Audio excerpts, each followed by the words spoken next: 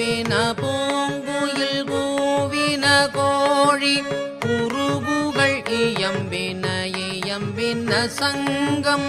ஓவின தாரகை ஒளி ஒளி உதயத்து ஒருபடுகின்றது